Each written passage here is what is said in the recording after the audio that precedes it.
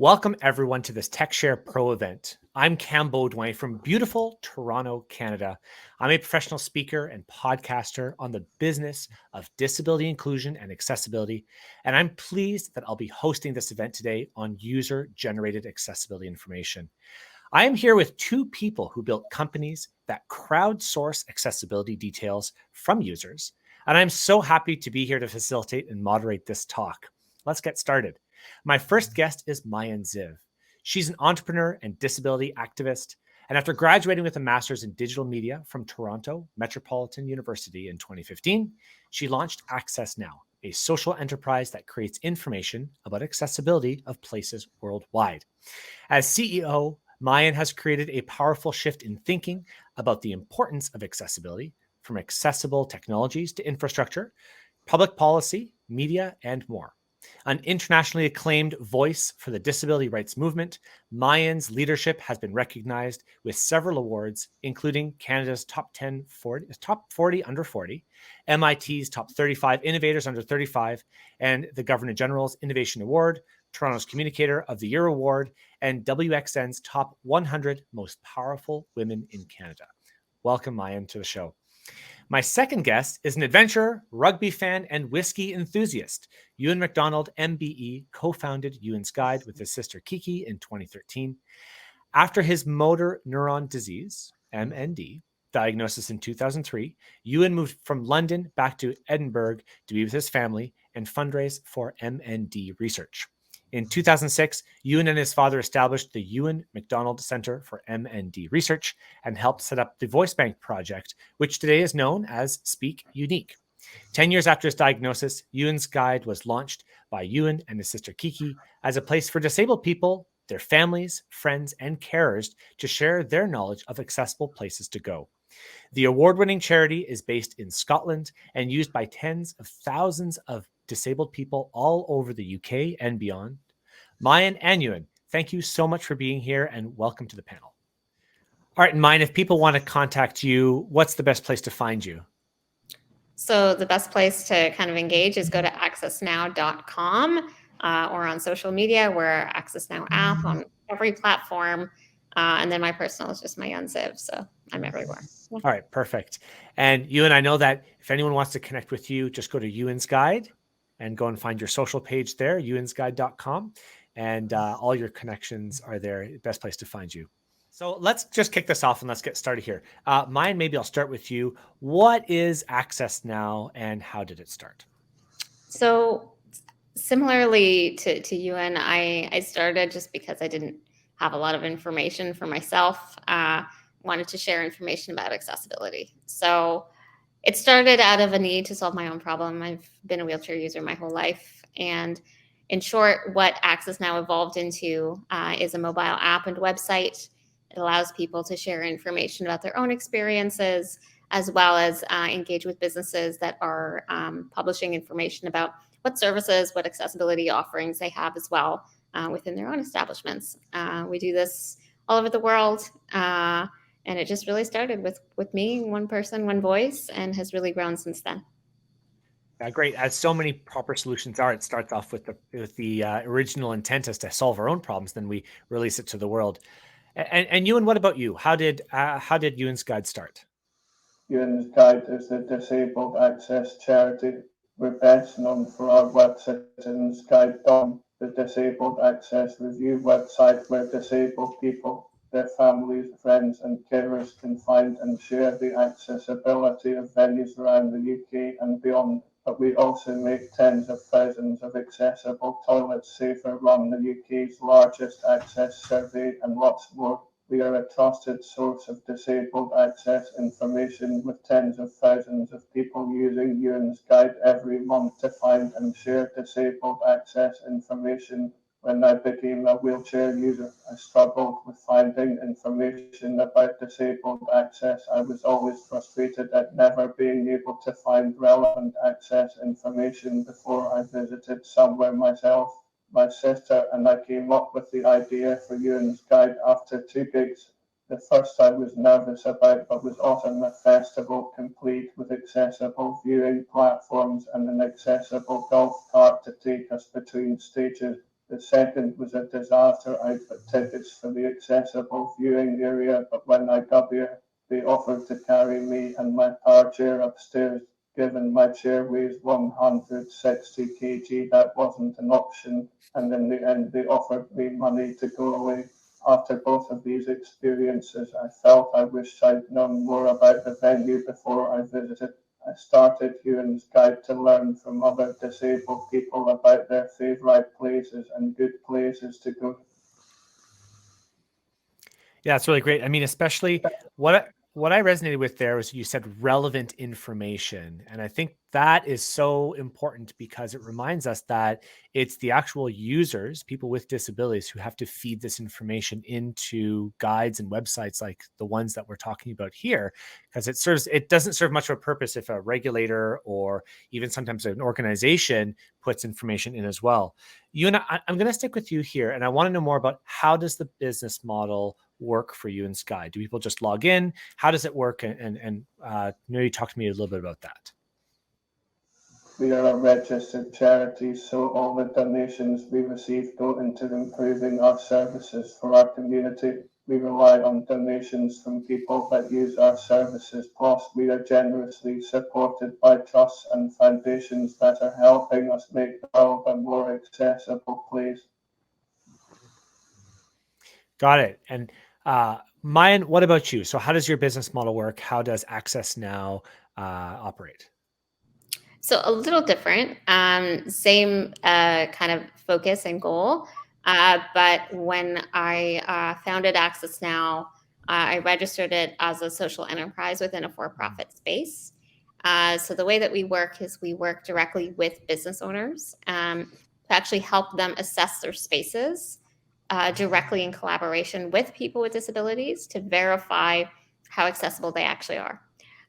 So we do this for parks, we do this for trails, we do this for restaurants and stores and hotels. And really the idea was we started with no business model. We started with a platform focused on just getting people to share information. And increasingly so, what we've seen is that business owners have reached out organically and said, how can I make sure that what's shared is true? And how can I make sure that I'm aware of, the barriers that might be coming up for people within my own business? And so it was through that kind of organic relationship that we developed a really cool model in which both people with disabilities and business owners can work together to assess a space and ensure that it is actually truly accurate, relevant, and accessible, and that information is then kind of given a seal of approval or a verified stamp on Access Now. See, I love that. And it's really connecting the two, the actual users, the people with disabilities who have a voice and an opinion on how something should be built. And then the business owner who it sounds like wants to do good, right? I mean, it sounds like that's, something that we're coming up against. That's a good social change, right? We want business owners to get that proper feedback. Yeah, I would say that there are a lot of business owners that don't know where to start. There are a lot of business owners and organizations that are quite scared because they don't know what accessibility means. They're afraid that they're, in violation of some form, but often it's just overwhelming. And so, in Canada, there are laws that impact certain types of businesses depending on size, depending on space, and the nature of business in which they actually must be accessible. But the challenge is that the laws don't always reflect lived experience. They don't give you that customer service perspective. They don't, yes, you'll have to have a certain width of a door or a certain, let's say an automatic feature, but where is that button placed? Right. And does that door open for long enough to allow someone to actually navigate around a plant? And so it's those types of lived experiences that we try to bring into the forefront. And really it allows business owners to also learn, what does it mean to actually serve a customer well? Right. Beyond just looking at legislation. How do I ensure a good experience for people and disability, and people with disabilities are customers at the end of the day? Right. I often equate that to, the letter of the law and the spirit of the law, right? We want to make sure that our clients and our customers are well served, and yet the letter of the law doesn't always reflect the best way to do that. But tell me a little bit about some of the unique conflicts or challenges that you've come up against, Maayan, and just in order to create this platform. in early days when I launched, I really didn't know anything about what it takes to build a technology platform or a company. And that's often the case with entrepreneurs, that are just learning as we do.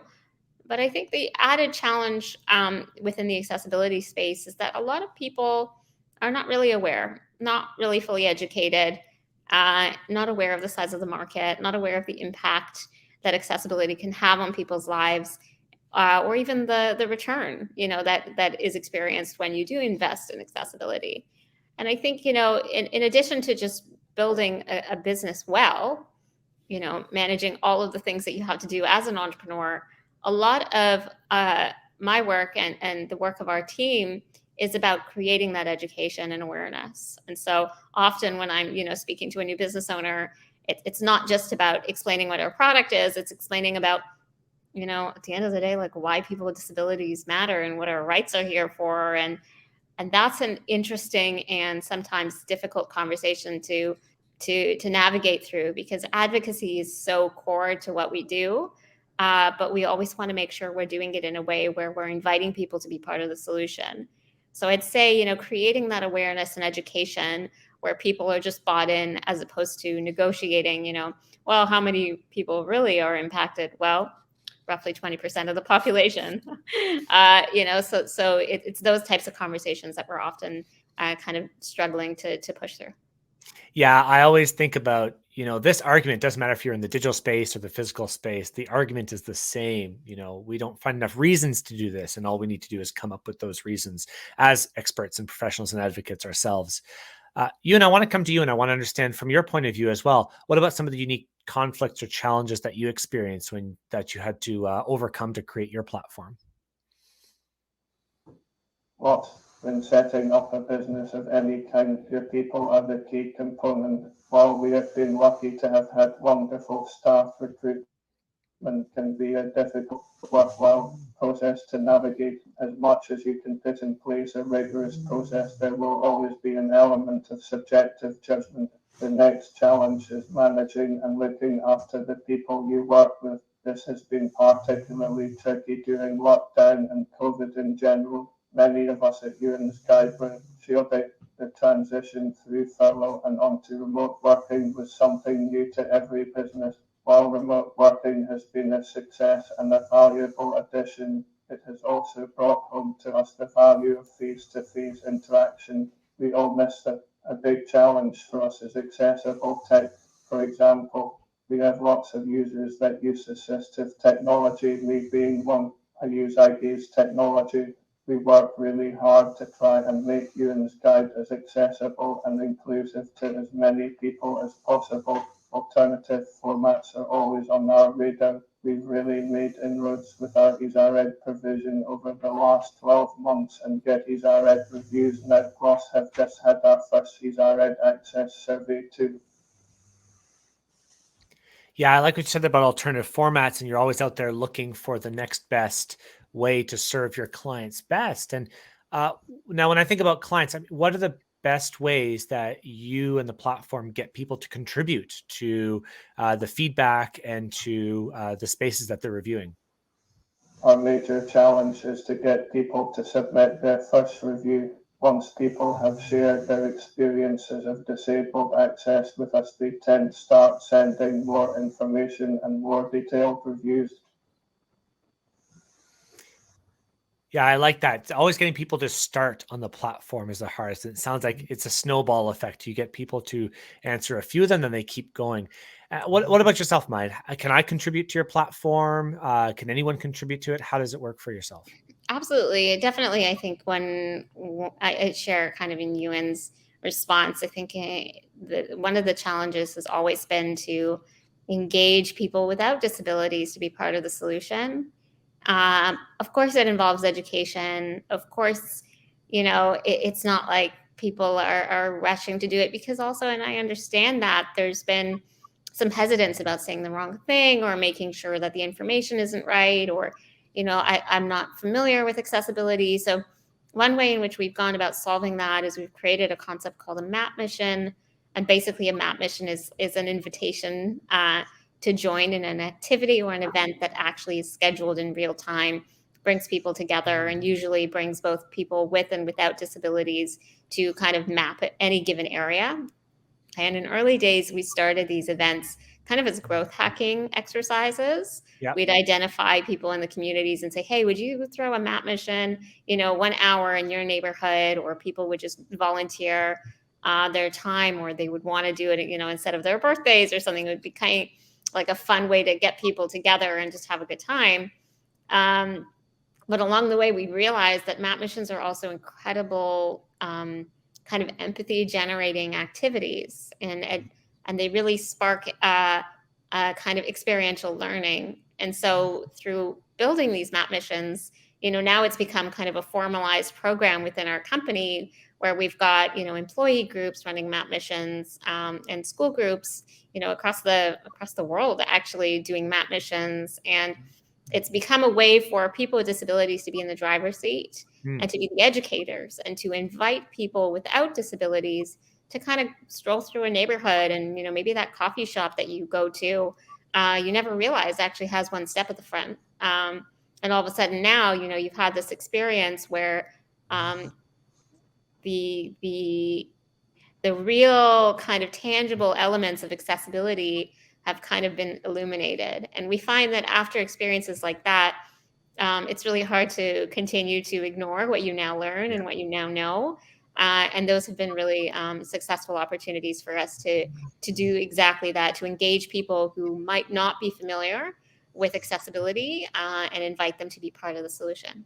Right. You're bringing up a really interesting topic there, how I've seen on Google Maps, for example, organizations that have technically met accessibility guidelines. They have the button on the door, and they have, the tables that are, for example, a restaurant, something like that. And they have a sticker on there that says it's wheelchair accessible. And yet exactly after a renovation in Toronto, we have lots of condos that are going up, and there's a 1-inch gap, just, 1 inch to get inside the building. And that is, to many people, it is impossible to get over that gap with their assistive technology, wheelchairs or walkers, or even strollers, when we look outside of the pure assistive devices.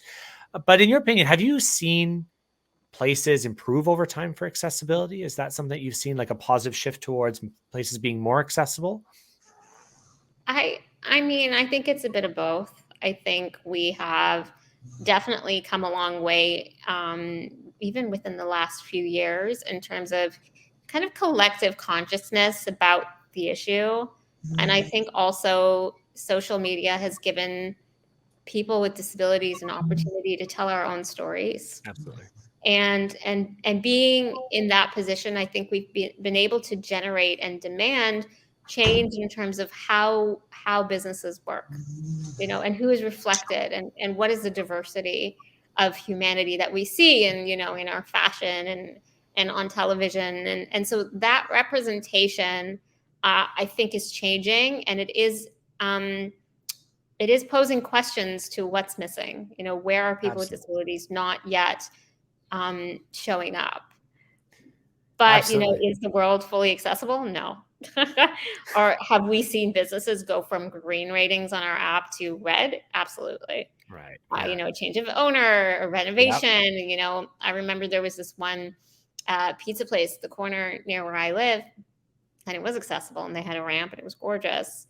And then they had new owners come in, and they decided to do a big renovation, and they put in a step, and they didn't realize that by doing that, they had actually now reduced the amount of customers that would be able to come there. So it's those moments where, again, it requires tremendous education and awareness. It's an ongoing, persistent effort. We're just one company, but there are people all over the world who are committed to doing that. And it's going to take, I think, the responsibility of every person to, similarly to the way that we must protect our planet and look at climate issues, I think accessibility is just as fundamental to kind of the rights of people and our relationships between each other. Yeah, absolutely. That's why many accessibility advocates were saying that this fits so well into that diversity, equity, inclusion conversation. It fits right there. I mean, this is where it all goes. Now, Euan, what about you? Over time, have you seen places improve their accessibility in Europe and in the UK? There's much, different rules around accessibility, or even just the physical accessibility. I'm thinking, I read an article recently of someone who experienced cobblestones. There's not many cobblestones here in Canada, but I know in older places with a lot older buildings, that's a reality. So have you seen places improve accessibility over time? Yes, and every review that we receive is passed on to the venue. We love it when venues tell us that they've acted on reviews sent in by our community. It doesn't have to cost lots of money. It can be as simple as not using their accessible route as a storage cupboard. We also find that venues generally don't know how good they are. We encourage venues to tell everyone about their accessible facilities and tell folks what they have and how it got so that disabled visitors can make up their own minds. Yeah, I love that. Tell everyone, that should be a part of their marketing campaign almost. Tell everyone that you have an accessible place of business. Now, I want to move over and just say, Euan, what's your favorite place to travel and why, if you could as well? Homelands in Fife is accessible accommodation I visit every year. It's the best I've ever seen. It's designed with disabled people in mind. It's so good being able to have somewhere to stay knowing everything is taken care of and there are no barriers to having a good holiday.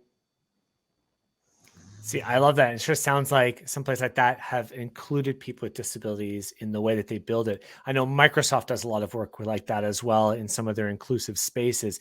They involve people with disabilities in the construction of these spaces and events. Maayan, what about you? What's your favorite place to travel and why? So I want to see every place, whether it's accessible or not. I'm going to get there. Yeah. I think for me, my favorites. I love Barcelona. I think it's a gorgeous city with some incredible architecture. Is it the most accessible? I surprisingly quite accessible, actually. I mean, if you're going to go into the Gothic quarters, yes, prepare for cobblestones, but for me, it's worth it. So I love that city. But I have to say, Israel will always be kind of a special place for me. A lot of my family still lives there, and every time I go back, it's like a little piece of me is coming home, and every time is different. Every time there's something new to experience and surprisingly accessible. And I will say, actually, increasingly so. So there's a really amazing kind of new focus on making the old city of Jerusalem accessible. There used to be just kind of stairs through certain pathways, and now they've created ramps there. So they are really working on making a lot of the country more accessible, and to me, that's just one more reason to keep going back. I love hearing that. I love hearing because travel is just so important for us, in our minds, bodies, and souls, you could say. And in your opinion, like, what is the simplest thing that we talked about restaurants earlier? What's the simplest thing that a restaurant owner could do just to make life easier, if anyone's listening right now, for persons with disabilities, in your opinion? I mean, I think before even any effort goes into removing a physical barrier, it's really about the understanding of why you should want to do that. And imagine going into a restaurant where you feel like the staff are doing you a favor, or you feel like you're a burden for showing up, or those experiences as customers with disabilities really leave quite a bad taste in our mouths. And so sometimes you can just simply start with understanding how to engage people with disabilities, how to share information in a way that will invite people to show up, sharing on Euan's Guide or on Access Now. These are simple things that you can do to signal to people that you've considered our needs, and that we are invited to show up as customers. And then once we're there, how do you make an enjoyable experience where barriers are not part of it? And so it starts with asking those questions and being genuinely interested in creating experiences where people feel included. And I know that sounds like a very lofty goal, but it can start with small things, just asking questions, doing some research, reaching out to experts, often that's where it can start. Absolutely. That whole idea around disability etiquette and creating a delightful experience just goes so far beyond just the clients that you see, day to day or things like that. It really is, how do we create a great experience for anyone coming through our doors? And Euan, going to you now, same question. In your opinion, what's the simplest thing that, say, like a restaurant or a coffee shop could do to make life easier for persons with disabilities?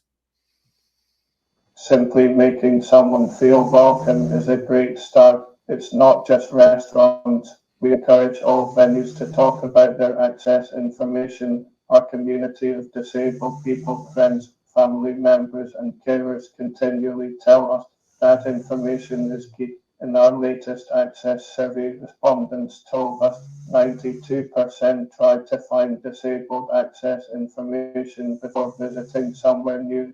56% avoid visiting a venue if it has not shared its disabled access information, as they presume it will be inaccessible. Landscape come as a trusted source of information for disabled people, friends, families, and carers.